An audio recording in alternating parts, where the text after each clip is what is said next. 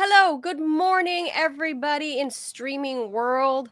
Thank you for joining us. I am Manila Chan. That over there is Ted Rall. You are tuned into the Ted Manila Information Show, or TMI for short, where we bring you way too much information, like a lot of TMI. Sometimes it's like personal TMI. That's true. And also stuff like news and politics, lifestyle, culture. Today we're going to do culture. I think it's a hot topic right now. What your kids are up to, my kids are up to, what they're not doing, the occult, anything and everything goes, because we believe you can never have too much information. So if you are looking for that straight-laced, button-down news program, this show is not for you. I'll warn you now. We do allow cursing, so F-bombs do fly. So please be forewarned if the volume is up, you're at work. Make sure you turn that down because we don't want to get you in trouble. It's all the stuff here on the show that we know that you already want to hear about, you want to hear about, but then some other random stuff that you're like, oh, wow, I'm glad Ted and Manila brought that to my attention. And of course, we're going to laugh along the way because, I don't know, Ted, I feel like we've kind of you and I have kind of given up on the world. And like, if you don't laugh, like what's, right? Like if you don't laugh, you're just going to end up crying. So I prefer laugh. I'd rather laugh. We are live Monday through Friday, 10 a.m. Eastern. So please be sure to like and follow this show. If you are watching us on YouTube, please hit that subscribe button. We're trying to get to these magic numbers of viewership and subscriptions on YouTube so we can become monetized and we can actually, grow this program and actually start making this financially viable. If you are watching us on Rumble, would greatly appreciate it if you were able to help us out in any way, either by smashing that like button to help grow the show. You can repost the show. And if you're in the financial position in the chat, hit that subscribe button just below the chat and become a $5 monthly subscriber to help us out if you enjoy what you're seeing here. So the Ted Manila Information Show is about to start. And today's topic is going to be Vivek Ramaswamy, American culture of, the cool guy, the jock, versus the meek who shall inherit the earth. That is the STEM nerds, Ted. That's what I say. I believe it's biblical. It's written. It's written, Ted. It is written. The prophecy. It is written. That's what we're going to talk about. Prophecies don't always come true, though. Yeah. Well, I think this one, as we emerge into the 21st century and realize everything is STEM, everything is engineering, everything is online, I think that prophecy shall become true. The meek shall inherit the earth, not the football jock. Just saying. All right, let's get into Jaws away. Got anything else? Yeah, let's Jaws it. I just want to mention that it's been 5 weeks since I broke my wrist. Time let flies. me see. Time flies. Put your arm up. Time flies. It's been God. But yeah, I was out for like 2 weeks, so But I'm going to. But Monday is my big follow-up visit, and if they're gonna Xerox, they're gonna X-ray, and they're gonna Xerox your arm. They're gonna xylophone my arm. Healthcare test. And then they're going to see if everything's cool. And I think I'll be able to not wear my brace and be done with it. Maybe. It feels like it's been going well. Wait, why aren't you wearing it now then? Oh, because I'm disobedient. The doctor says to wear the brace all the time, but I've done a lot of, I'm a researcher. I did a lot of research, and basically two things. Hard to type with that thing. It's or draw. Okay. That's true. Well, and not to mention, they say, if you do wear the brace all the time, your muscles will atrophy, and then you're going to need 6 months to a year of physical therapy. And I'm like, fuck that. I'm a cartoonist. I'm not going to. Right. I mean, I need and I'm not the best artist to begin with. The last thing I need is atrophied muscles. So, so I'm just like. And basically, when you read between the lines, the only real reason they have you wear the brace is in case you're a moron and you bang it against something or something like that. It's like, really so I wear it at night like in case I roll over myself or something, and I wear it if I go out, sort of like if I were to bump into something. It's New York City, but I don't wear it like, around the house. It's like, there's no point. What's going to happen? Clovis is going to okay, attack look, me? I no, mean, nothing. I'll tell you, having had hairline fractures in my right wrist from when I was like 17 or 18 years old from a kickboxing injury. Wow. And because I was, besides being a little bit of a nerd, I was also athletic at one point. So I had hairline fractures in my wrists in a couple spots. And same thing, I had to wear that same kind of brace with the metal bar that went here. But my car at the time, and mind you, this is sunny Southern California, my car at the time was stick shift. I don't even know if they sell stick shift cars anymore. And they do, but they used to be cheaper, and now they're more expensive. It's like an option, and like you can get a few models are still available as a stick shift, but you have to pay more. So for people who want them, that's so weird. Isn't that strange? It used to be also when you rented a car. It used to be cheap. It used to be like the cheap option, and the automatic would be like 3 times more. That's not true anymore. Yes. Now it's all the same. Wow. Or actually, even like when you go to France, it's like you're going to get an automatic, transmission car. Wow. Probably. I remember back in the day in Europe, like that if you rented a car, it was stick shift. It was just the more big than challenge likely for me was driving in Myanmar and in England, where it's on the left, and the stick is on the left. I know. Right? So that's weird. That's very weird. That's very weird. Well, so what happened for me was, again, just like you, I started feeling better, and I noticed that because it's California, wearing that brace was giving me this weird tan line. You can't have that. No, I mean, that's not cool. No, not at all. That's not cool. It's not cute. Culture, no. That is not cute. And I used to like driving with the sunroof open for obvious reasons. It's sunny Southern California. And it was giving me the weird tan line, and also at school. And I noticed my arm was getting weirdly skinny, and I already have skinny arms. So I was like, I don't want to look all weird. So I used to take it off because I was like, I could move it. It's fine. I'm 17, 18 years old. Totally fine. I'm healing great. Yeah. Because, you're invincible. I sense that a terrifying story is about to unfold. So, Ted, don't be me. Don't be a dumb Manila. Don't be a dumb jock. Because of all those reasons that you have aforementioned, even in my late 20s, I now have pain in my arms or my wrists when it's cold. So it's basically like I creted arthritis. Problem solved. Climate change. That's never going to happen again.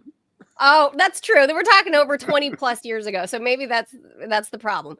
But I live with constant pain when it gets cold. It's tiny. It's just stiff and awful in my wrist, and I'm right-handed. Yeah, I was told that's going to happen whether you wear the brace or not. Really? Yeah, apparently that's just like how it goes. Yeah. Well, okay then. I said fuck off to the doctor, and I'm okay. Osteoarthritis is in the mail. It's in the mail no matter what. Well, just warning you that it sucks. So I don't want you to end up. To do with you not wearing the brace. I think that just has. Well, that's what the doctor said to me. 26 years ago. Yeah. They said that's what I caused myself. Is I'm going to suffer from that for the rest of my life because it didn't heal exactly right. So anyway. Yeah. So Ted, I don't know. Maybe don't do that. Just saying.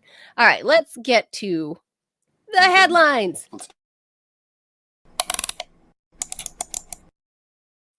Azerbaijan has opened a criminal investigation after that passenger jet crashed in Kazakhstan, killing 38 people on board. At least 29, however, survived, although all sustained injuries.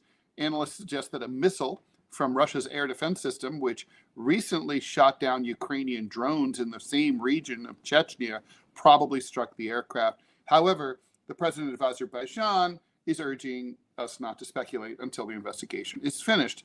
Azerbaijan Airlines Embraer 190 was traveling from Baku, that's the capital of Azerbaijan, to Grozny, which is the capital of the Chechen Republic of Russia, on Wednesday when it reversed course. The aircraft then traveled over the Caspian Sea. It had attempted to land in Aktau, Kazakhstan.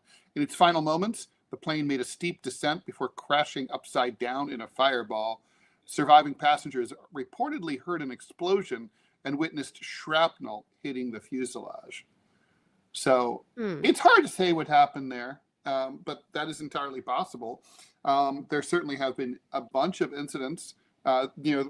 Russia probably was, well, it wasn't Russia. It was Russian-aligned separatists in eastern Ukraine in 2014 who probably shot down that Malaysian flight. Man, Malaysia was not having a lot of luck at that time, right? With planes, they had that one plane go MIA, and there was even a conspiracy theory that it had been hijacked to Kazakhstan. If you ever watched that Netflix movie that claimed that, however, we know it went down in the Indian Ocean.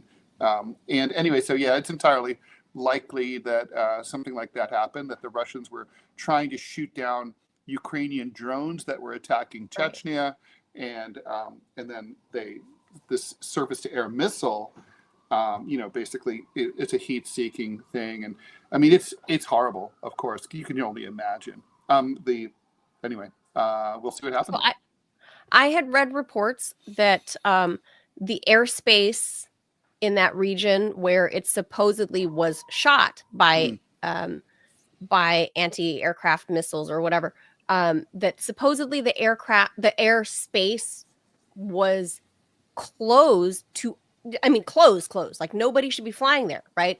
Really? And that how could the Azeri flight be there?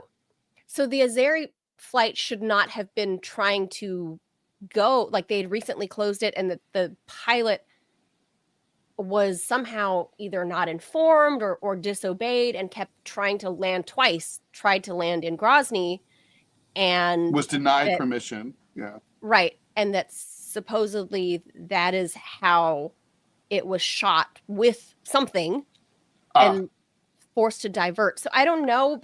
I can't believe I forgot this story too, right? Don't forget. I mean, you were not even alive, I think, but in the early to mid 1980s, of course I was alive. Korean Airlines. I was a Jimmy Carter baby. Okay, that's true. All right. Well, so Korean Airlines Flight 007 that's an amazing story that was shot down by the Soviet Union over eastern Russia, over not far from Vladivostok. So what happened there? It's kind of amazing, right? The flight wandered over Russian territory near some restricted military information. Well, I'm getting to that point, right? And then the Soviets repeatedly warned it to land, right? A MiG was dispatched. The pilot dipped his wings, signaling them to follow them to land. They didn't, and then after repeated warnings, the Soviets shot them down. Well, so it turned out I think this was a Seymour Hersh story, if my memory serves. They got the details. Turned out the CIA had contracted with Korean Airlines to affix spy cameras to the bottom of a passenger jet. And the deal was, you're going to pretend like you accidentally veered off course in order to get photos, high-resolution photos of these Soviet military installations. And, because you're in a civilian plane, the Soviets won't shoot you down. Right. And so the thing is, and that almost worked.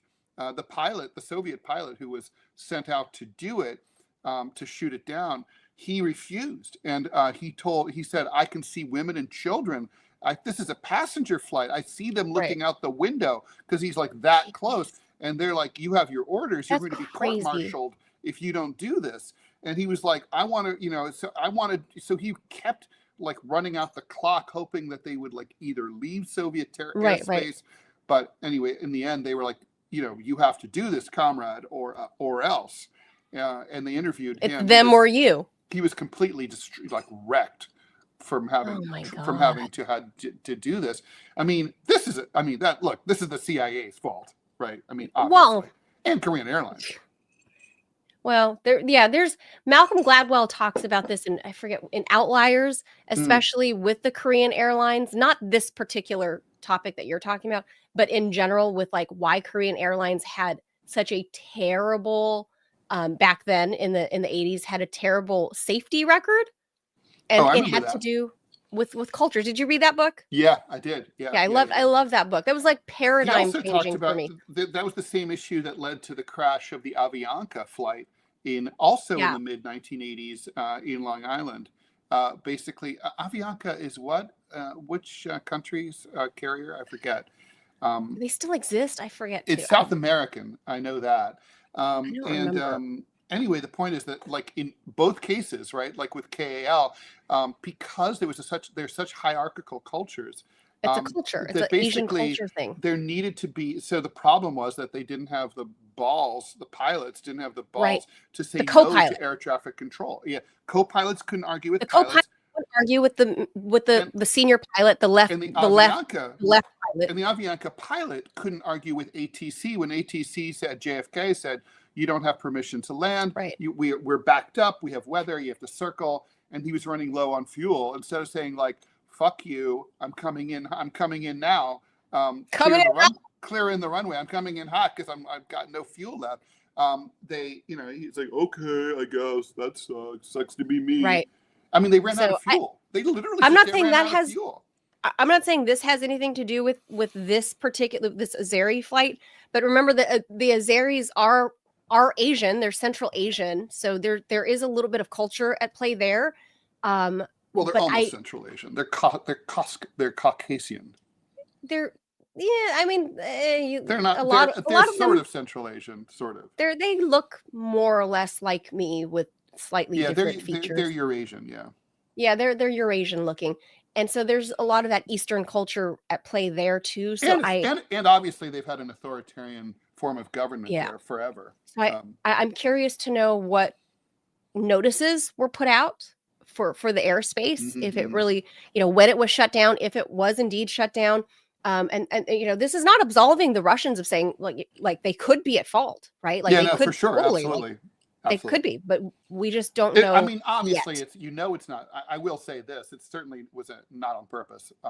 Azerbaijan and Russia have excellent relations, so that's right. So it's not malicious, is the point. Right. It could be an accident for sure. All right, let's move on. Okay. South Korea's parliament voted today to impeach the new acting president, Han Duck-soo. This comes less than a month after parliament voted to impeach President Yoon Suk-yeol for imposing martial law. The two impeachments illustrate the seriousness of the political crisis in one of Asia's key democracies. Han has been I almost snorted laugh. Yeah, me too. Like democracy. Han has been cited as refusing to. Look at this democracy. They're going to start hitting each other and throwing shoes soon. Well, it's like Taiwan. They would actually be punching each other. Han has been cited as refusing to appoint 3 justices to fill vacancies on the Constitutional Court, which will rule on Yoon's impeachment. Han says he didn't appoint them because that's his prerogative as president and not as acting. Oh, the prerogative of the president, but not his prerogative because he's the acting president. The deputy PM and finance minister Choi Sang-mok is now the acting president. The court has 180 days to decide whether to remove or reinstate Yoon. Well, they're not going to reinstate him, but they say that the impeachment trial is a top priority. Yoon also faces charges of insurrection. So, and South Korea is a hot mess right now. And, obviously it's not, the video is kind of remarkable where they were like shaking around, shaking their fists and yelling and carrying on. And, this is great. I mean, Koreans are high-strung people. I don't think that's the Koreans all the Koreans I know. I like them, but they are crazy. I love my Korean friends, but they are the ones like if you're at a bar, they are going to get into the fight. True. Of all my of all the different Asian friends I have, if anyone is going to start a fight or not de-escalate, it's going to be my Korean friends. Yeah, that's how it was with my Korean friends too. Yeah, no question. Sort of like, dude, chill. But I find this hilarious, Ted, because as we know, South Korea is a puppet state for the U.S. Very much so. Mm-hmm. So the fact that the second dude who's acting, and let's underscore acting, because he's underscoring the part. He's like, I'm just acting like the president. I'm not really the president. And then the parliament was like, rah, no, like tear him down. There, I don't know what's going to happen there, but the U.S. is getting very nervous, and you know that China is laughing at all of this. Oh, and North Korea is laughing. Oh, North Korea's got it. Oh my God, they're rolling. So Yeah. I don't know what to make of what comes next. I don't know what comes next for them? If you're impeaching the real president and then you impeach the fake president, the acting president, yeah, who steps in? And well, I'm then, sure the Constitution provides for a line of succession, right? I mean, obviously. I'm sure, but they're not. They seem like they're not going to be happy with anybody that's temporarily put in. Well, I mean, there's Clovis may have to step in. Somebody that would be better. I feel like they would take to Clovis a little bit better than these two dudes. Clovis already. Isn't taking any shit either. Well, he'll have them all put in prison. This is like serious shit. They have like MCATs and shit out on the street because people are. I think the South Korean people are very nervous themselves about what this looks like. And remember, Asian culture is a lot about like face, right? Like you got to save face, and that this makes you look foolish on the world stage. True. So this, I think the people as a culture, they're not going to be pleased about this. They're not pleased about this. So I don't know what comes next. And they shouldn't be, really. All right, moving back over to the Caucasus. Georgia is preparing to swear in its new president, who has been a vocal critic of the West. This development follows protests in the capital Tbilisi that erupted last month after the government decided to suspend talks to join the EU. This whole thing reminds me as echo of the Maidan uprising in Ukraine in 2014. The country's incumbent president has refused to resign following a disputed election in October. Mikhail Kavalashvili, a former soccer player turned politician. What is with these people in this part of the country, right? Of the world, right? We have Zelensky, the former actor, for whose political party is literally the same name as his old TV show. Anyway. Wait, what? Really? Yeah, The Servant. He's the servant. His show, which you can watch on Netflix, is called Servant of the People. Yeah. And he's the servant of the People Party. That's the name of the party? I never knew. It's the name of the party, right? I mean, it would be like if Trump was like running the Apprentice Party. Oh my God, I never knew that. Yeah. It's very like clown-like. Anyway, Kavalashvili, he is set to be inaugurated on Sunday. He was chosen by the Electoral College, first time in this country, rather than the popular vote, according to Forrester Walker. Yeah, what could go wrong? Reporter over there. The incumbent President Salome Zurabishvili, it's a law that your name has to end with a Vili, was elected by popular vote in 2018 and says the recent elections were stolen. Tensions are rising as two potential presidents claim legitimacy. Never seen that before. A significant portion of the nation is demanding new elections because polling has consistently shown strong support for Georgia to join the EU. So that's interesting. And for people who are looking for the hand of Russia in all this, it is true that Georgia is an ally of Russia, but it's not a very close ally. And also, not this guy though. This guy, look at his pin. Not. And Georgia, right? And Georgia does not, and also Russia does not care about anyone joining the EU. Putin has consistently said, that is not if Ukraine wants to join the EU, that's totally cool, no problem, no muss, no fuss. So not a thing. There might actually be some advantages to Russia if Ukraine joined the EU, to have the EU, but not NATO. Next door for trading purposes. Right. I mean, really, it could be very advantageous. Because then you could. I mean, I hadn't thought about it that way, but you're right. I mean, if had Ukraine said, "I want to join the EU," not NATO, join the EU, having an EU state right next door, and you trade with that state already, that means your stuff gets pilfered in. No transit fees. Pilfered right into the EU. Just right in. Like it's just things get picked off and get sent to the rest of the EU.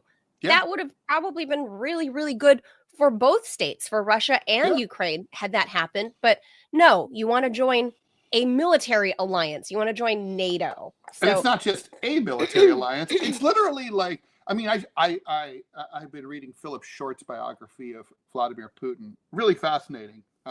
And he talks about how Putin always wanted to be friends with the United States and with the West Yes, for years and he years. did. When he was mayor of St. Petersburg, he had all the street signs changed to Russian and English because he was Even like, when oh, he was young, yeah, absolutely. He thought that he was really into Western culture. loved it. So he's still, and it's kind of like at one point he reached out to the Clinton administration and said, Yep. I would like we would like to join NATO.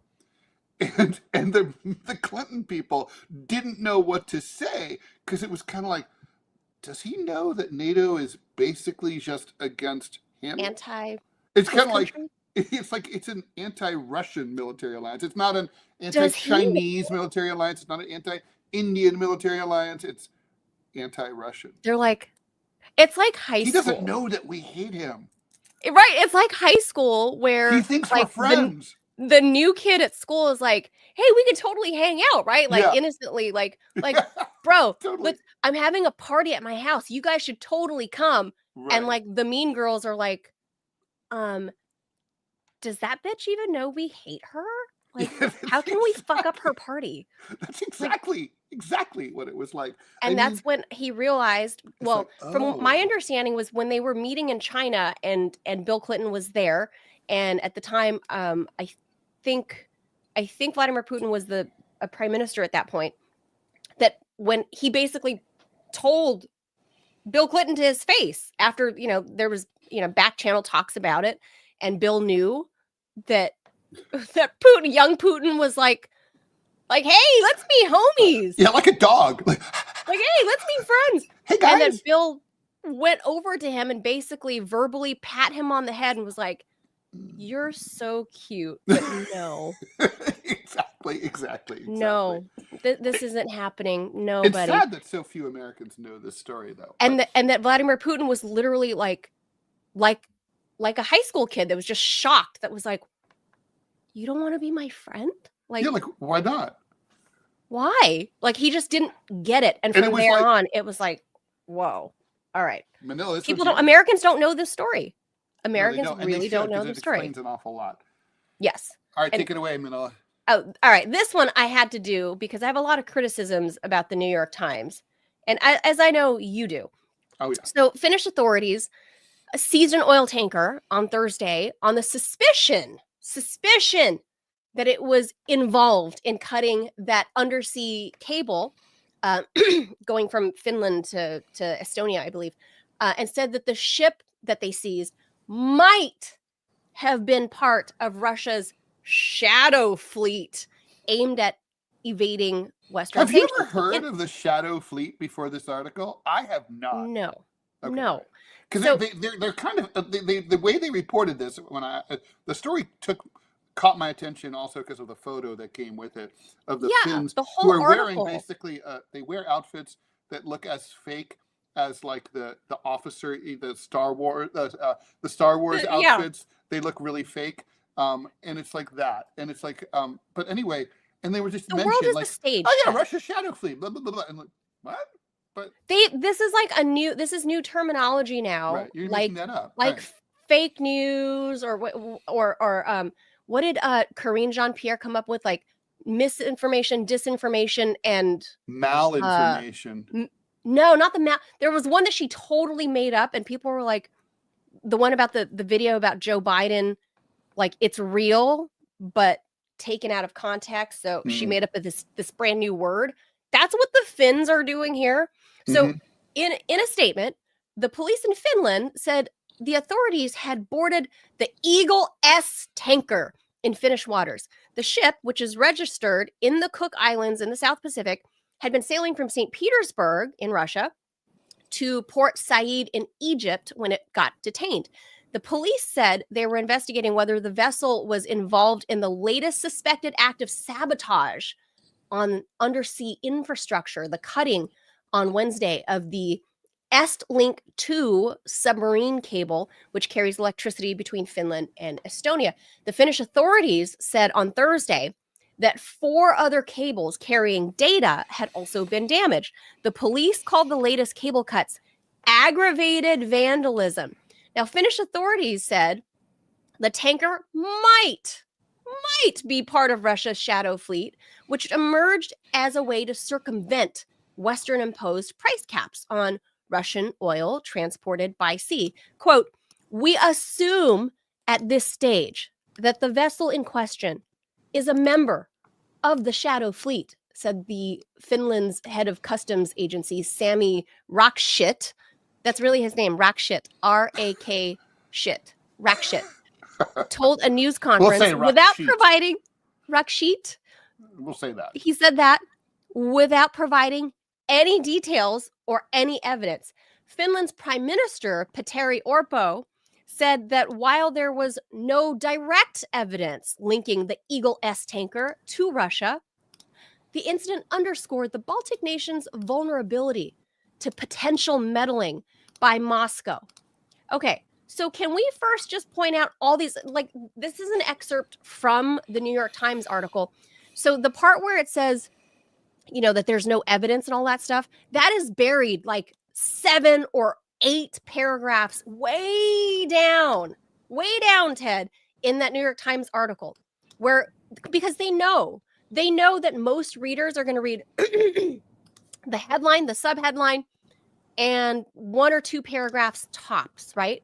Because that's where you're supposed to get the information. So they bury the fact that there is zero evidence, zero even credible logical reasoning, right, as to why they would assume this tanker is related to Russia in a shadow fleet. Nor do they define what a shadow fleet of Russia looks like. Like, who do you have suspicion of other tankers that, you know, in the region that would have destroyed your undersea cables? Like, this is just literally saying, we're going to pick this fucking ship here and we're just going to say they're part of some shadow fleet by the evil Russians because our undersea cable got messed up.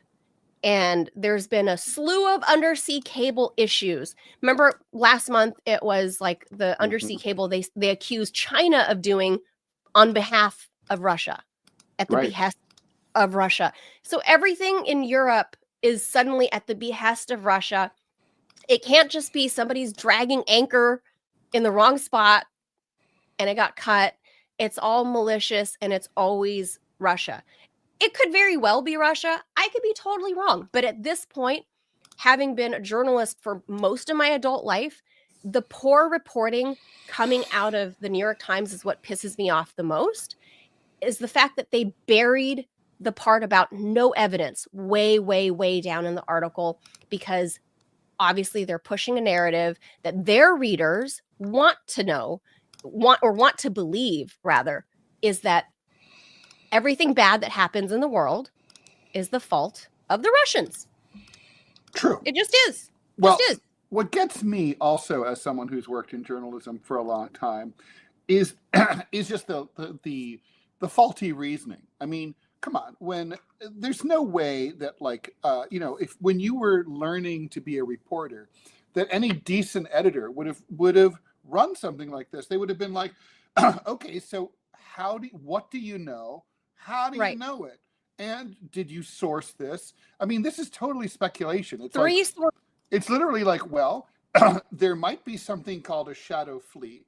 This would be kind of what it would be. And this is who we think would be involved. And here's who we think is behind it. And it's like, and you know all of this how? I mean, you certainly could report on the Finns making this detention. You could that's totally fine. Like, this happened. But they're serving as stenographers of the Finnish government. They should just say, well, Finland says this. And that's what we know, and that's fair.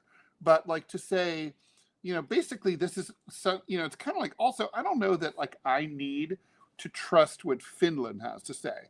I don't care about Finland. I mean, one of the newest members of NATO. Right.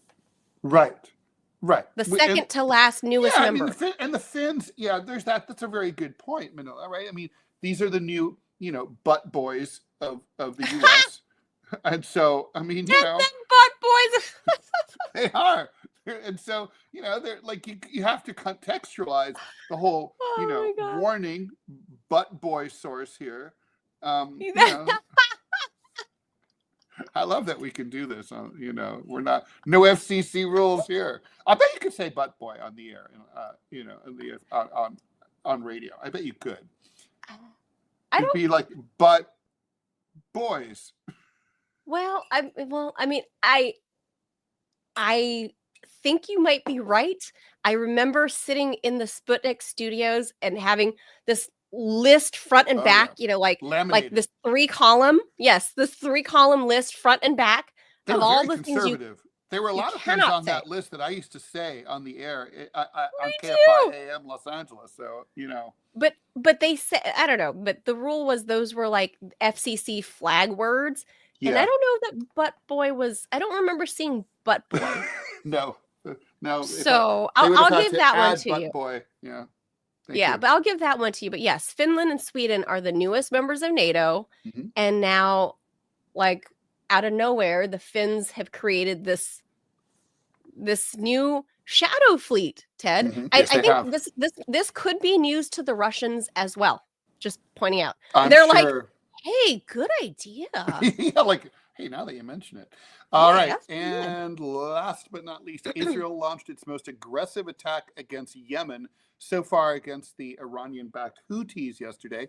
The airstrikes hit the rebel-controlled capital, that's Sana'a International Airport, causing damage to the runway and control tower. By the way, also I saw some footage. Apparently they hit the terminal, the passenger terminal too, and the head of at least a very big NGO, I forget. Yeah, that's right. The head of the World Health Organization was almost killed. Yeah, he was in the airport waiting to board a flight. They were getting on their flight. Yeah, the WHO people.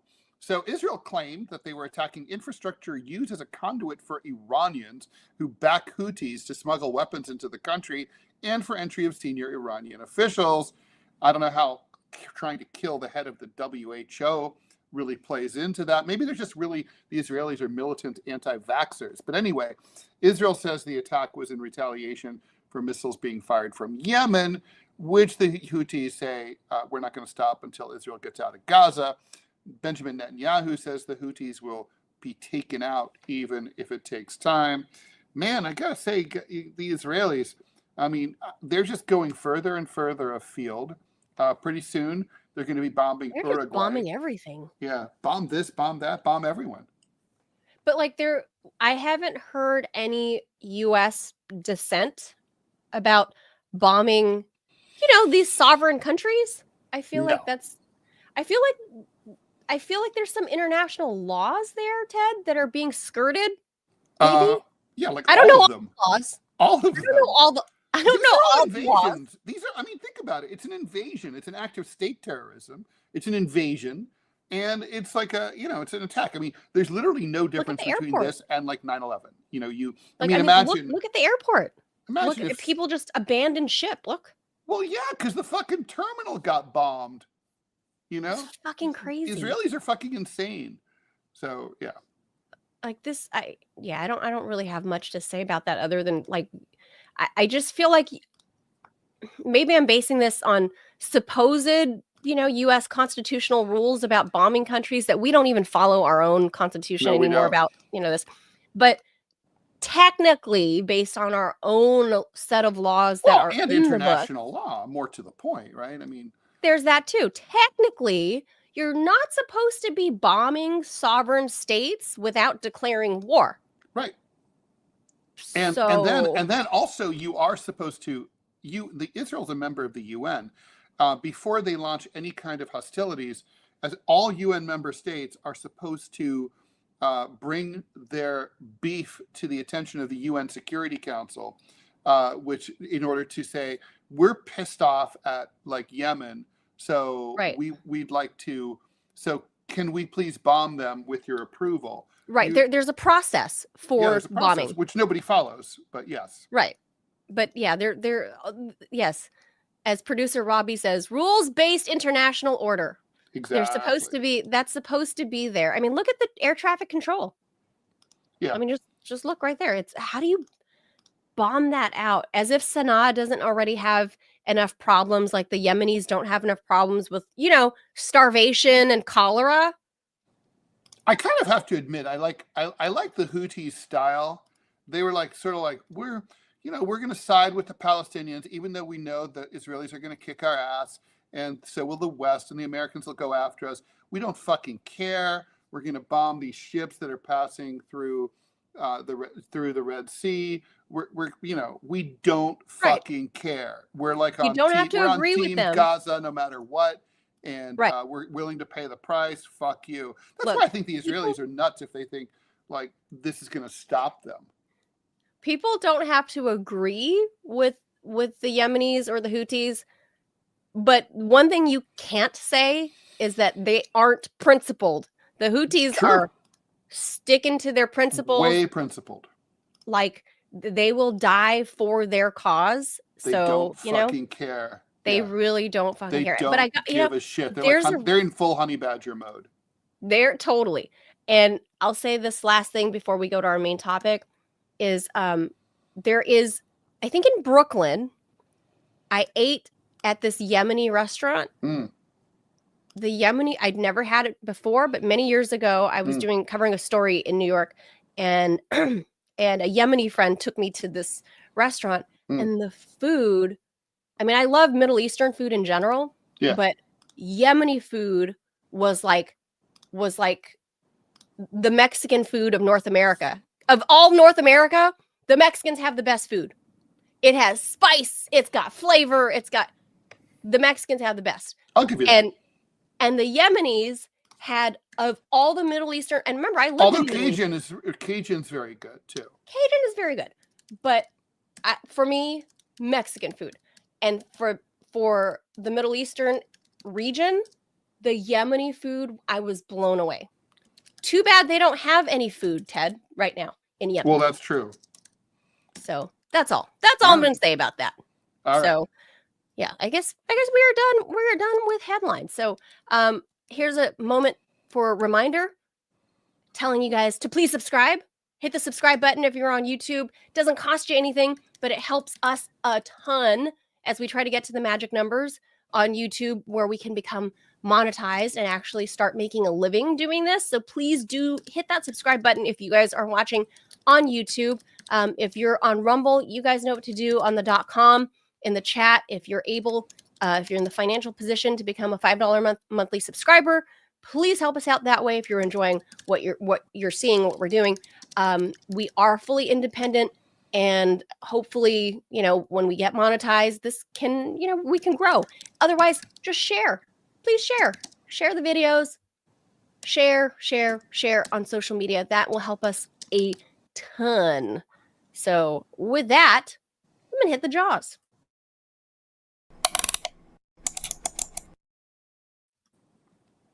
All right, here's our main topic. DOGE co-chief Vivek Ramaswamy, you might remember him as the very short Indian billionaire who... No, he's not short.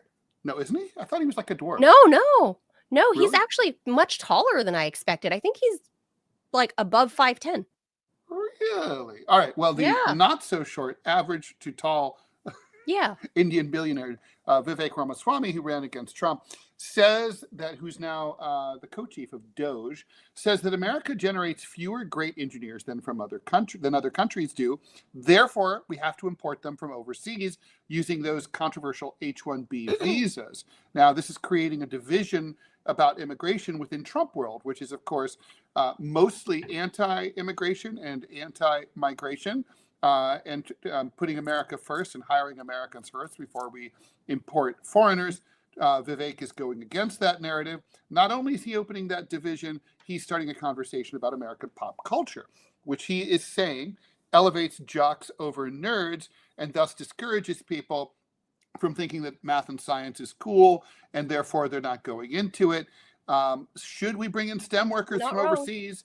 Even while many of our U.S. citizens are underemployed and unemployed in math and science and computer science.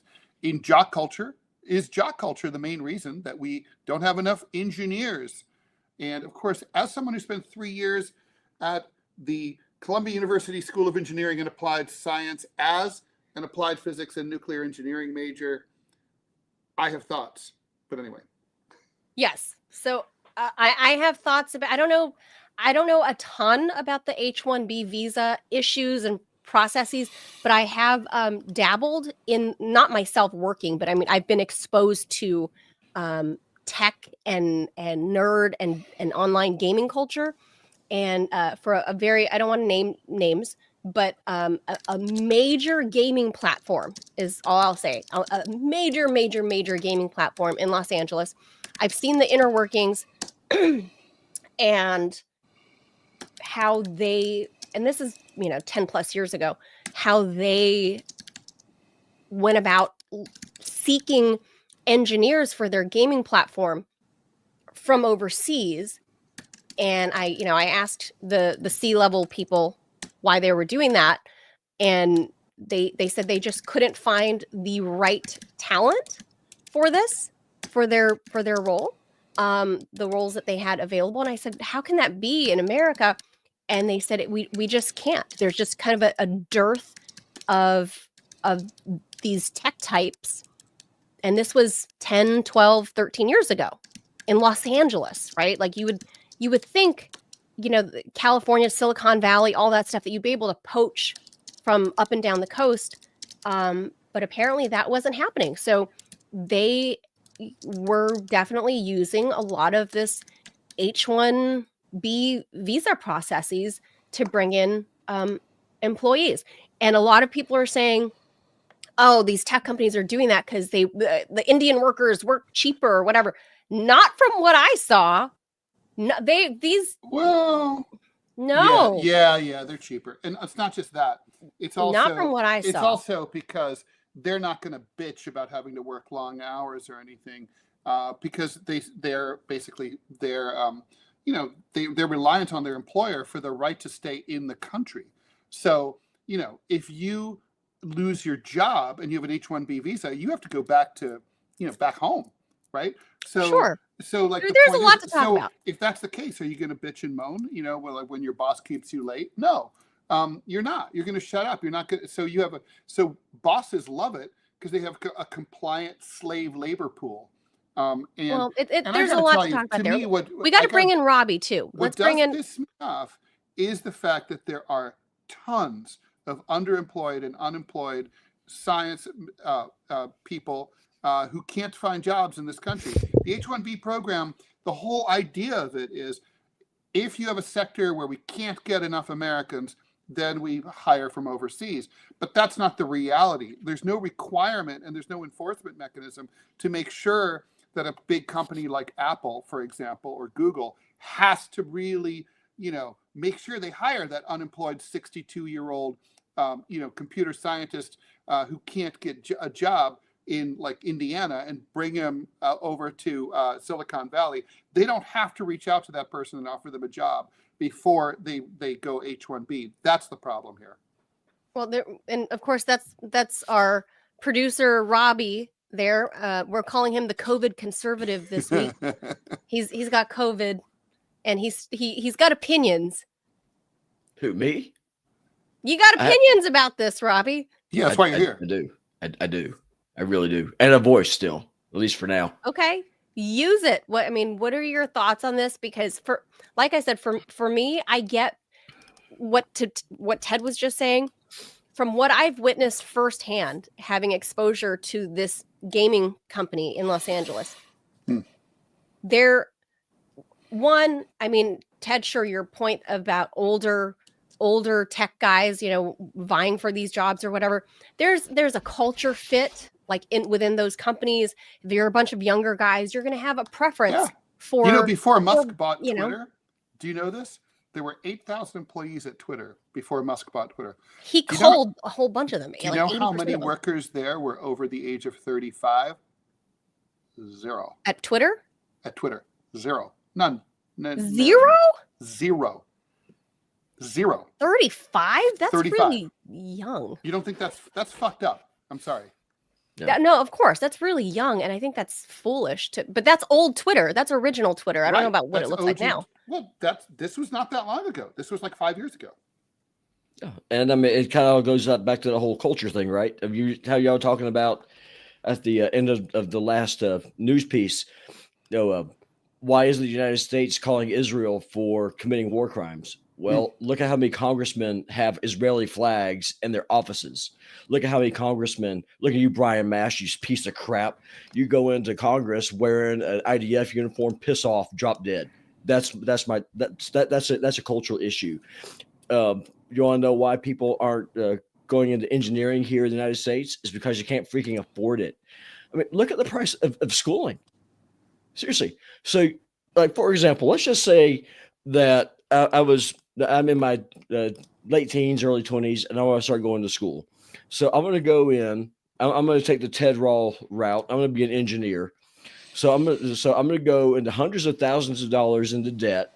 Then when I get through, I get to go before a DEI board. Say, "Oh, I'm sorry, sir. You're a white male. You need not apply because you have the wrong set of jewels between your legs and your skin color's wrong. So you're already sorry. That's not going to work for you." So yeah, I agree. It's a cultural issue. Our education system sucks. Affirmative action doesn't help, and frankly, if you're able to import a permanent serf class that's willing to work 30 to 40% less than everybody else, where's the incentive for the government to fix it? Because the donors profit from what's going on. So yeah, I have some opinions about this. I mean, I do think the culture thing is not wrong. It's certainly true. Like, we have the whole revenge of the nerds kind of thing. Like, I know what it's like. When I went to engineering school at Columbia, the engineers were dorks. They literally had pocket protectors and Texas Instruments calculators hanging off their belts.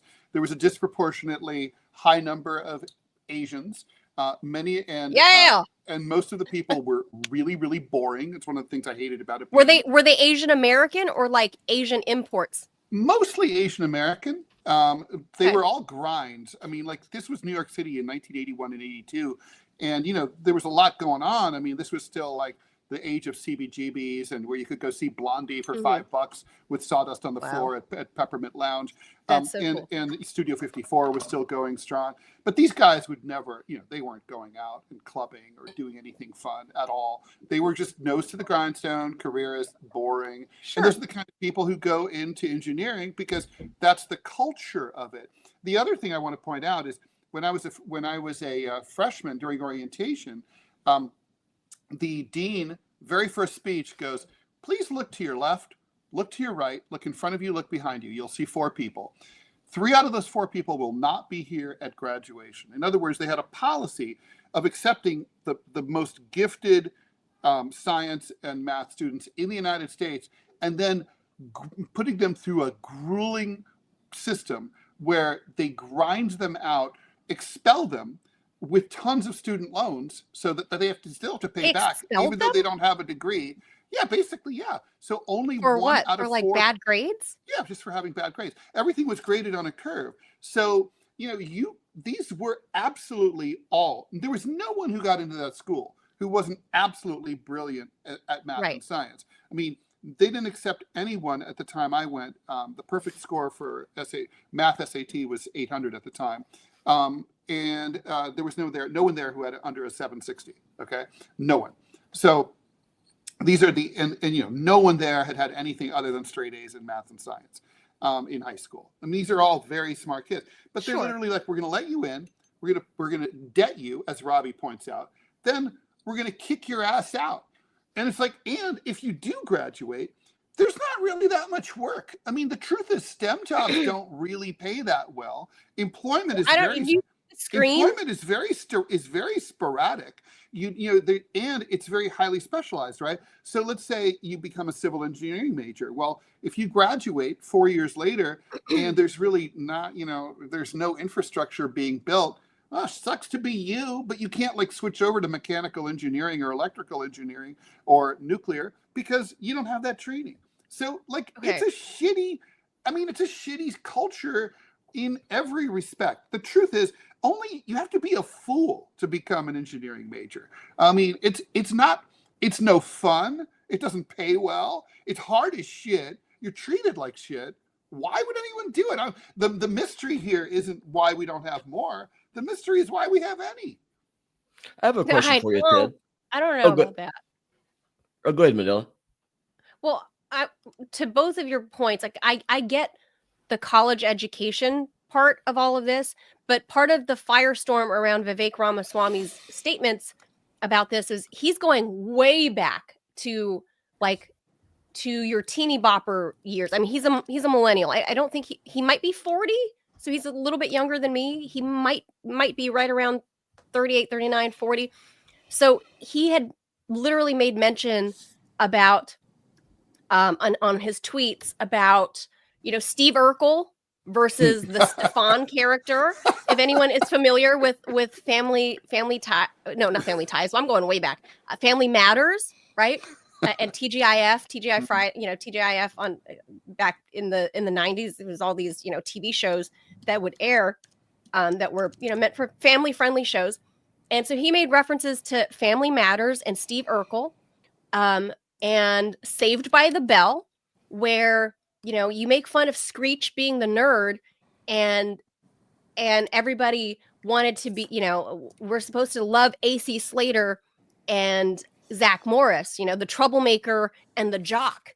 And so he's taking this way back to when in your youth, where American pop culture has actually just penetrated the brains of millennials and the youngest of the Gen Xers like me that grew up watching those shows, and the millennials going forward. And hence why some of the wealthiest people in this country are people like the fucking Kardashians, right? Because why? We venerated Kim Kardashian for doing a blowjob on video 15, 20 years ago, and now she's a multi-billionaire. I mean, not to say that, it doesn't take some brains, right, to build an empire like she has, because there are a gazillion women out there that'll put out a blowjob video for free. But the point is, Vivek's point is that American culture has told us that you want to be the beauty queen. You want to be the popular girl. You want to be the jock. You want to be these things, all of these things that don't fucking matter. I had the great luxury of being, even though I was born in the US, I'd go to school and grow up in American pop culture, English speaking, outside of the house. But when I came home to fobby ass parents and grandparents that were Asian AF, that were instilling in me, get a fucking education. Granted, I'm a failure for not getting the type of education that they preferred, which was like STEM, right? Like some, engineering or medical or whatever. That's not how my brain worked out, and that's fine. They accept that now. They have no choice. But back then, it was drilled into me that you need to think about your future. You need something stable, like do something math, do something science, do something medical, right? It's not stable. Right? That's my point. Yeah, it's not stable. But how is it not stable? If you're a doctor, if you're an engineer, you can find a job anywhere. That's not true. No, that's not true. Because you have to think about it this way. Let's just say you've just been admitted. It's now December. You've been admitted. You're 17, 18 years old. You're going to start engineering school next fall, right? You're going to MIT. Well, you have to choose a major pretty quickly. It's not like liberal arts where you can fuck around for like a year and a half before you pick your major. And once you're locked in, you're locked in. So choose your major, right? Whatever it is, electrical engineering, just picking something out of the sky. All right. Well, you're guessing what will the job market and the economy and the political situation look like when you graduate in 2029 or 2030. Now, nobody knows what that is. If you knew what that was, you shouldn't be going to engineering school. You should go work the stock market, right? So nobody knows. So you're just sort of like guessing. Okay, all right, let's hope for the best. And then you come out, and let's just say, by then, President Chelsea Clinton has decided that she's not going to invest in the electrical infrastructure grid, and or technology changes, and whatever. So the training you get is no longer relevant. There's no jobs. And you're like, like you're like just fucked. But I mean, but Ted, are there jobs for cartoonists? Are there jobs for journalists? No, there are not. But here's the thing. Most people who go into engineering, frankly, don't have any love for it. Okay. They're careerists. They're not like, this is not Pierre and Marie Curie who like, they have a tremendous passion for discovery. It's just a fucking job. And it's boring, and you're working with boring people. And the other thing, let me go on further. Let's just say you do graduate in 2030 and you do get a job. But in 2035, you can be out of work just like that. So, and you might be out of work for years, maybe forever, maybe for the rest of your life. Anybody. You can work at Burger King and be out of job. You can work at the local Kroger. But you don't need a fucking $300 or $400 or $500,000 degree to get a job at Burger King. See, here's the thing. Cartoons. Okay, go ahead, Robbie. Yeah, go ahead. For example, like how you're talking about how pop culture and stuff. How they have the Steve Urkels and such. Yeah, that's true. But before that, though, you had the cowboys. Being a cowboy, being an independent, rough riding kind of type. What was the ideal? Think about rawhide, for example. Yeah, I'm going to date myself a little bit. Let's just go on back. Keep them dokies moving. That's exactly it. And so what was the premise? It was on the cowboy. It wasn't on the people running the telegraph lines. It wasn't on the people actually building the infrastructure in New York City back back in the heyday, that kind of thing. So I kind of that's a cop out on Vivek's part. Culture likes masculinity, and because masculinity has been so demonized in this country, they're kind of going for whatever they want to. The issue is our education system is crap. That first and foremost, that's the biggest problem. True too. I agree with that. And I think, and this is coming from someone on the right, if someone gets student loans, and I'm going to get Ted's opinion on this, it shouldn't be the student that's saddled with those loans. It should be the university. The university should have to underwrite those loans. I'm not against that. That's my take. Well, I don't know how that works. I also don't think it's right that that like if you go to a university that just it's bloodthirsty and decides to expel perfectly qualified students just so that they can have the reputation of being badass and separating the wheat from the chaff. I don't know that like these victim children should be saddled with the debt either. I mean, no, they can't afford. The whole assumption of the debt is you graduate from college with the ability to earn a lot more money, so therefore you can pay back the debt. But if that assumption doesn't hold true, then the whole system breaks down. And generally speaking, the whole system is breaking down, right? I mean, that's why people are fewer people want to go to college. Well, but Thomas, I'm trying to talk about going to college and going into the trades.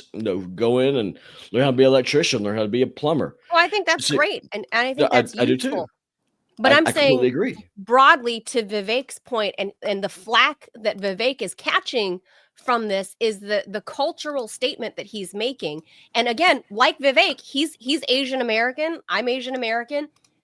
All of this shit starts at home. It's a cultural home thing.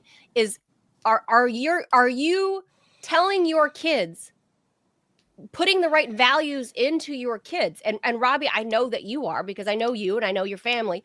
You're putting the right values in your kids. I'm not saying college is for everybody, because it's proven. Like we need electricians, we need plumbers. There are people whose brains work that way. But speaking specifically of these STEM majors and what Vivek is talking about culturally, I don't think that he's wrong in saying that America venerates the wrong fucking thing. We're so worried about being cool. He is talking out of his ass.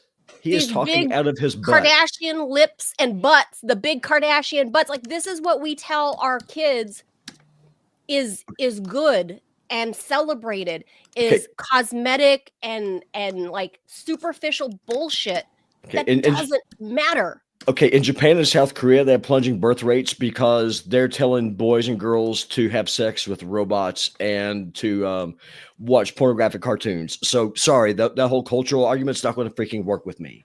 What this is that this is, of course it is. No, because culture is they're culture. still, but okay, the idiots that are banging fuck pillows and fuck toys are also they probably have a master's degree in STEM, is my point. They probably have a really good job. Yeah, But that's maybe, so but we don't know.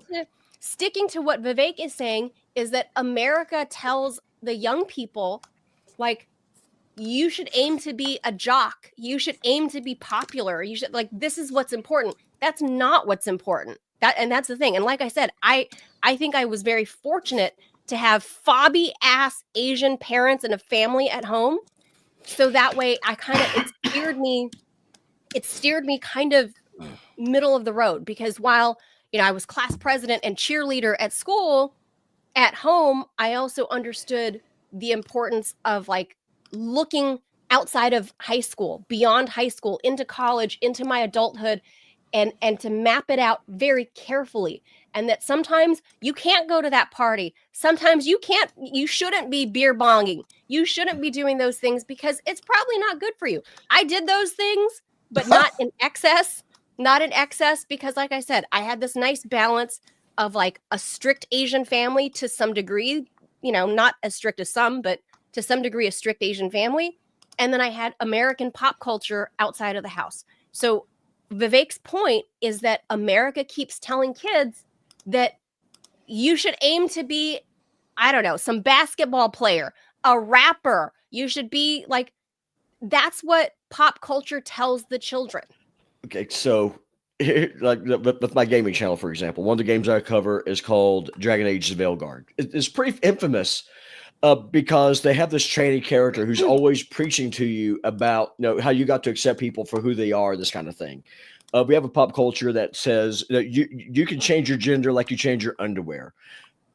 Most people are smart enough to realize that's not true, and so to your point, yeah, I get it. Asians have a strong work ethic. Right there with you. No one else does. Farmers in small towns in Alabama. So if these college recruiters, if they really were wanting to, they could go find really smart people from someplace besides Massachusetts and New York and California who've never had an opportunity because they're out in the middle of nowhere, but they're not going to do it, Manila, because why would you pay someone 30% more to do the job? Why would you do that? Our government hates us. Our government hates you. Our government hates Ted. Our government damn sure hates people who look and sound like me. Look, and you guys are acting like these H-1B visa people are coming in and working for fucking pennies on the dollar. That's not true. They are not the fucking, they shouldn't be here at all. They should not be here at all. They're not the farm workers making pennies on the dollar. Look at the screen. I don't understand why they're here. Look at the screen. In 2021, the median salary for H-1B workers was $108,000, double the average U.S. salary. That is a fact. Yes, but that doesn't. But the point is, that's not comparing the median salary for Americans who would hold the same exact job, right? Well, I'm telling you from what I've seen at this tech company in California. It's definitely true that they work for less. They are paid competitive. Less. They are paid less than Americans who get the same exact positions. No question about it. And also, they are treated a lot more poorly. But what I'm trying to get at is that pop culture, in this case, is right. That no one should become an engineer because it's a thankless, horrible job that requires you to go through hell, and then you get it, and you're in this boring job that you hate. So you shouldn't do it. I don't know. I've seen a rapper. Really, I have met plenty of nerds in my time of exposure to this gaming company. There are people that actually enjoy it, so that's not entirely true. There are people that enjoy it, and because it's mostly like they're trying to solve a puzzle, is what they explained to me. Like, because my brain doesn't work that way, so I pick the brain of the people that do these jobs. And they tell me that they had told me that it was more like they're trying to solve a problem, and it's problem solving by coding. I don't know jack shit about coding, right? Like, I know zero about coding. And when I look at the screen and I see like characters and letters and forward slashes and brackets, that means nothing to me. But for them, it's like they're speaking this whole different language and dialect just like when I try to talk to any of those tech guys about the stuff I'm into, like geopolitics, like their eyes glaze over and it means nothing to them about, what I'm talking about. So for a lot of those people, there are plenty of engineers that I met at that gaming company that really loved what they do and were passionate about it. So, but maybe because it was a fun gaming company, I don't know, they're not making, software for Bill Gates, I guess, could be a different environment. But that particular environment is what I was exposed to. And I saw people that were very passionate from all around the world, people from Europe with H-1Bs, people from India with H-1Bs, people from across Asia. And they were all like, like kind of these, I could see how growing up they would have been the nerd, right? But now they're young adults in their late 20s, early 30s, and they were like cool and fun and interesting people. And they were earning competitive salaries with whatever the median was at the time, 10, 15 years ago. So that's just what I've witnessed. I don't know more broadly across the entire, engineering world, what that income looks like, but that's what I saw on a gaming platform. And this was like 10, 12, 13 years ago. So, but here's the thing. Both things can be right and wrong at the same time. Do we have a cultural issue, a cultural problem in this country? Yeah, the culture is falling apart. We need to make marriage cool again.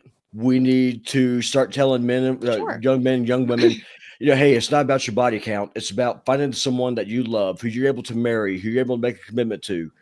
Let that woman know, hey, it's a good thing to take your husband's last name. Let the husband know, hey, it's your responsibility to take care of your wife and your kids. That's the important thing. That if you want to be cool in my book, that's how you do. I don't care what job is that you have. If you do that, you're cool.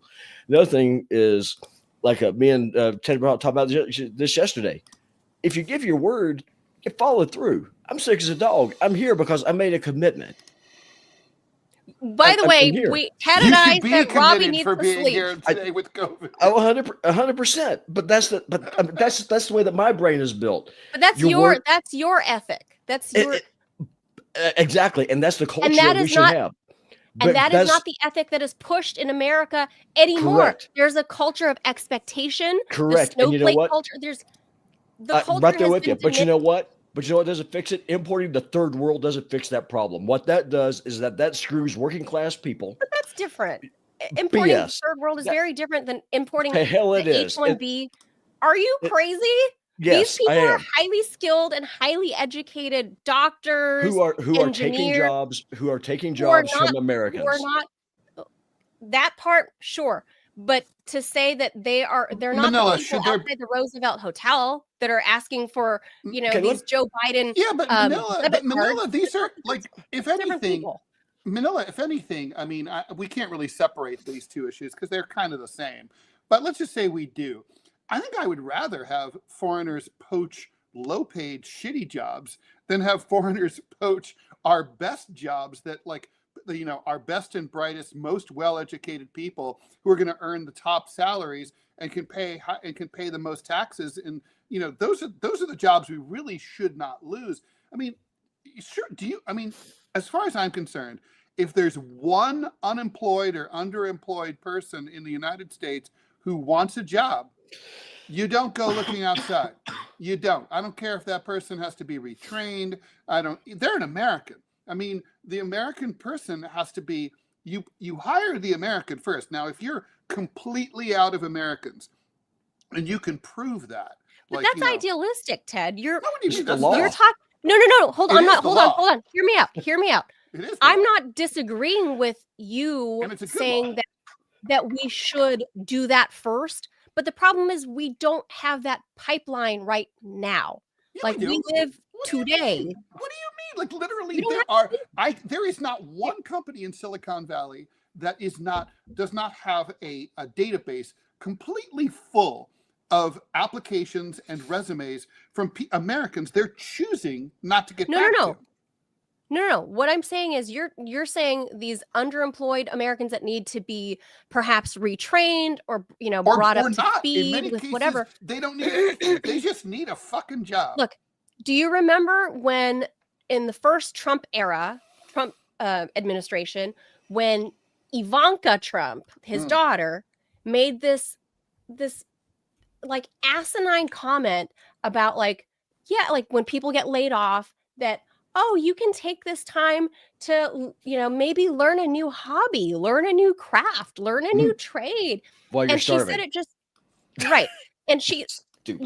because she's so out of touch about it, right? Because she was born to a billionaire. Like she had no idea. It was a very glib statement on her part. Mm-hmm. But if you focus on that part, we don't have the infrastructure in place to train people for new jobs.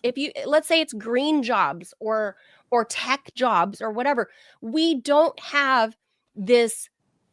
Well, what do you mean have you don't have an capitalist infrastructure? I mean, No, that's we like don't have that's the not even infrastructure. okay. So that's just People that are out of work. that's We not Where can did build they go, nuclear Ted? power If- plants right now, except for the EPA. that's If a you're let's choice. say you're a 40-year-old person that wants to change careers, Yeah. how easy is it for you to? Sure, there are options to go back to school and there are methods to do that, but they're not fucking easy to do. We don't have. That's what I mean by infrastructure. Whereas if you look at non-capitalist societies like say China, they have programs that will teach you new skills, right? To do something. Well, China's a hybrid socialist capitalist society. So that's what I'm saying is to Ivanka's point.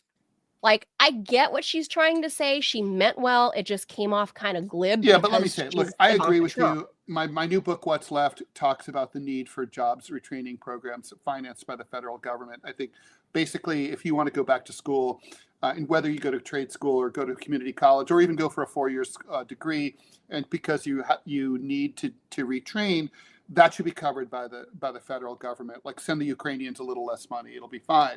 But at the same time, imagine that. I'm old enough to remember that 50 years ago and more, lots of employers were willing to train you when they hired you. They would hire smart people and hardworking people, and they would train them. Sure. And like now, even like it's so crazy that new employers will not even. They want people who are completely, fully experienced to the T in every detail of the jobs that they're hiring for. The federal government can say, look, you don't have to train any Americans to do these jobs, but you're certainly not, you don't get to hire from overseas until you've tried to train some people, right? Yeah. Like I mean, as far as I'm concerned, if there is one unemployed American who is not completely an idiot and incapable of being retrained, that person has to be retrained. They have to be given that shot before you can start to look overseas. I mean, that's obvious. You don't bring in people from another country when your own people are suffering. Well, like I said, our government hates us. And one of the things, I agree. The hospital that I work for is, we had this big powwow. It's probably about 2 years ago now, where they're talking about what can we do to make working here better. Because they're running out of, they didn't have enough nurses, for example, and they didn't have enough EMTs working in the emergency room. Well, I had this crazy idea because, again, I read a lot. To be a nurse, you don't have to go to this 2 years of school and get $100,000. You can do what's called challenging the board. So what challenging the board is, you go in, basically get on-the-job training. You work in the ER as an ER tech, learning what you need to do. And then once you get to a certain level, you then can take the state test. If you pass the test, congratulations, you're now an RN or a paramedic. And so you're able to get the actual on-the-job training without the debt. They won't do it because of regulations. Well, so to say that part of infrastructure problems. Well, that's part of the culture problem, and that's where Vivek is completely missing the boat here. This isn't about Kim Kardashian and jocks. You're always going to have whores. You're always going to have jocks. It is what it is. That's just a fact of life, okay? However, what this is that this is trying to placate the people who benefit from cheap labor. Because most of the people who come here for H-1B visas, they're not engineers or doctors. They are coming here and they're coders. They're coders and things like that. So what my whole thing is, I want perfect in my world, all immigration would end for like 100 years. Every freaking bit of it, everything, and then we just rebuild our country. Is that going to happen? No, but it should.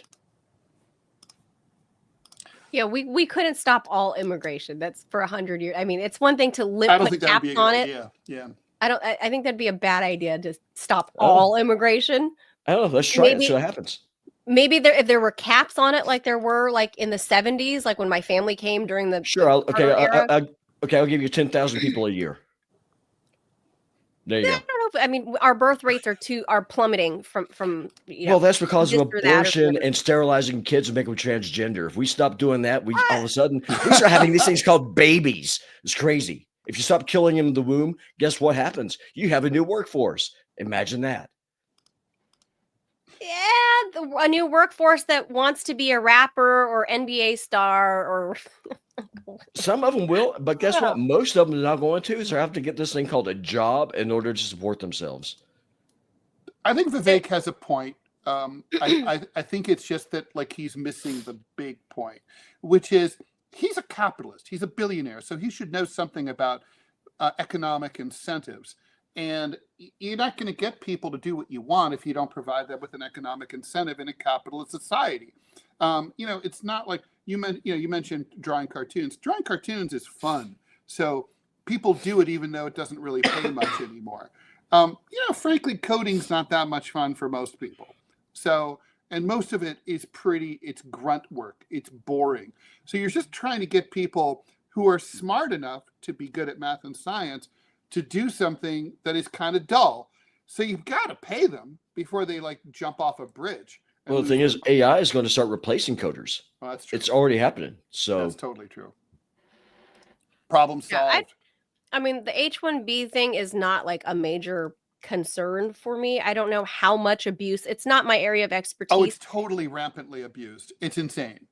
But I personally understood what Vivek was saying on the cultural aspect of this, but what he's being attacked for it, and I think unfairly, but he forgets that he comes from an Asian background and that he has, because his parents are the immigrants, right? Just like my parents were the immigrants. And there are sets of cultural values at home as well as sets of cultural values outside of the home. And he is like me. It was dual culture, and we benefited from that.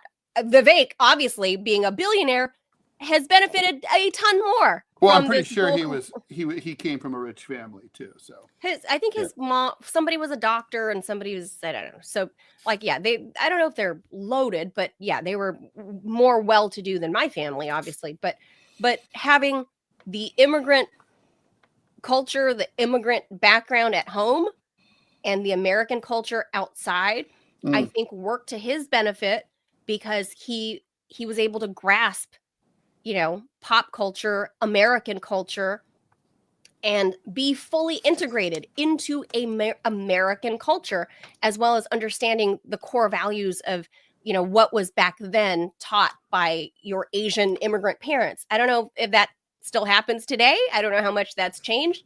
But I know there's definitely quite a streak of Asian tiger mom in me, even though I was born and raised in Los Angeles. Like I've never even been to Laos or China. But there is still that very strong streak of Asian tiger mom in me to my 6-year-old. And, am I maybe more balanced about it than my grandparents were or my parents? Probably. Am I a little cooler, more understanding of stuff? Probably. But I think the values are set by your family first. And the problem, to Robbie's point earlier, is that there is a major breakdown in the American family structure to begin with. So if you want to fix all ills in society, start at home. That's my take. I agree. And this is the last thing I say because I know that we're going over. Vivek sounds kind of like a Roman patrician after the Third Punic War. Just like, we have all these farmers. They're working. Well, most Americans don't. And that's the problem. Don't talk about the culture. Get some smarts. Read a book. So basically, back then, the whole system was that to serve in the Roman army, you had to be a landed citizen. Well, the problem is that means that you had to have these things called farms, and that means you had to pay them. And the Roman elite didn't like that. So after the Third Punic War, they brought in hundreds of thousands of Carthaginian slaves, destroyed the Roman middle class to the point when the Germans came in, the Romans didn't have enough men legally to fill out the ranks of the army. That's what's happening here. And that's why, like 400 years later, when Rome fell, the average Roman citizen is like, thank God this nightmare is finally over. I don't want that to happen to my kids or my grandkids. I don't want them to be like, oh, thank God this thing is finally burning down, because that's what's going to happen. If you have societal problems, that's great, but you don't put a Band-Aid over that gaping wound by importing people to enrich some rich schmuck over in California. Screw that guy. Fix your problems at home, address the problem, and get rid of the damn Band-Aid. I say fix it at home, and then America at home. I agree. But fix it under your damn roof first. Listen to me, kids. Don't let your children become engineers. Oh my God, Ted! Don't do it. Don't do it. It's a shitty life. Don't do it. Ted, is Homer Simpson, is he an engineer? I know he works in the nuclear power plant, but is he an engineer? Right, we never fully understood. Well, he's that's a good question. I don't really know. We don't know. Right, no, they never really define. They never talk about his education, right? I don't think they never fully define what Homer's position is. He works at the nuke plant, but we don't know. No, we know that, but not his job position. No. Ever. In the what did it run? 30, kind of a 30 vague years? term, you know. There are maintenance engineers. Yeah. Mm-hmm. Yeah. Close the borders, make America great again. Engineer. That's my platform. Close the borders, including legal immigration with H-1B is producer Robbie's position. I'm kind of like give and take on the H-1B thing. I'm more about fix your shit at home, get your kids in order, get your family in order, and you will fix the ills of this country and society once you get your children back in order. I'm not saying beat your kids. I'm saying just be in touch with your kids. I'm not a pro at parenting. I have 6 fucking years of experience. Like I don't know everything there is to know, but I can reflect on how I was raised and, the differences in my white friends, my Mexican friends, my black friends. And we would talk about our parents growing up, right? Like, oh, I did this, and my grandma got the shoe and just whooped my ass, and I would talk to, all my it was like the UN growing up in California, right? Like you got friends of every color. You got Arab friends, you got black friends, you got Latino friends, you got every kind of friend. And we would all compare notes about how our parents or families punished us when we did something bad, right? Like if I was doing some bullshit down the street, my grandpa would come marching down to the end of the street, come find me and drag my ass back in front of everybody by my ear, embarrass the shit out of me. My grandmother would spank me with the flat end of a butcher knife. Oof. And, there would be a switch waiting for me at home. And I'm not saying you should beat the shit out of kids, but you're kind of saying that. But I'm not against whooping them a little bit. Don't beat them. Don't beat them. But I'm not against a paddle. And I think we are largely lacking that. And that's why kids these days are wildly out of line, wildly expectant, wildly disrespectful. And maybe that's the Asian fob in me coming out. But that's what I see in the differences in how my friends, my round eye friends were raised versus my slanty eye friends, because we had all that in common. Just saying. All right. Growing up in the South, you learn real quick. You develop a very strong fear of your father, because you'd rather go to jail than get home and have to explain to your dad what you did wrong. So there's that. Well, I'm going to put this email thing. I know we got to wrap up. We still have this email open. So if you guys dare ever, please email questions to TMI I keep checking. Show Nobody sends anything. Question. Yeah. Like, I think people are shy, Ted. They might like type an email, but they don't want to like You can send something anonymous. Doesn't have to be under your name. You send it under like a fake name. Hey, y'all let me Carlos talk here, Danger. and that's terrifying. So email your questions, your thoughts, your whatever, comments, questions. If you want your audio to appear on the show, right there, send it to that email, record an audio. TMI Show question at Yahoo. TMI Show question. You don't even have to say your name or real identity if you don't want to. No. But we will play your question and attempt to answer it. We aim to do this on Fridays. So if anybody sends stuff, reminder, please do. Please send it there. Yeah, so that's going to do it. Robbie, please go. The COVID conservative producer. Oh my please, God. With 104-degree fever yesterday. Go fucking rest. Yeah. Believe me, I get it. Like I'm still, midday. I'm like dozing off from the immunosuppressants. Like my energy levels goes and I crash. And I've learned not to push myself. And I get your work ethic and I appreciate all of that. But me too. But dude. Listen, Robbie, go. Dude, go. You're sick. So thank you for weighing in on this. I know you wanted to because this is like a topic you're passionate about, and especially about getting rid of everybody that's not, native here. Well, I mean, if you're here legally, I mean, by all means, stay. It's just no new arrivals. Stay the hell out. Fortress America. Put the army on the border. Put the Navy on the economy will circle down the drain. This will turn you into a lefty. I got to tell you, Ted, the economy's already circling down the drain. The economy already sucks. It's already in the trash can. You want closed borders, you got to have socialism. It's the only way you can have an economic model that moves forward. That's true, right? Capitalism and you have to close the loop. It's really true. You would. So if you want that, Fortress I would America, outlaw corporations. We got to go Rall style socialist. Hey, you know what? I'm willing to give it a shot. So like I told Manila at the start of the show, I want a federal government that's so small I can drown it in a toilet. I want regulation pretty much all gone. I want a free market system where all the states compete against each other. Okay, that's all capitalism. But let's just that's not socialism. Well, here's the thing: whatever the government gives, the government can take away. So we'll just have to see. But yeah. No, go get some rest. That's our bottom line. That's a topic for another day. It is.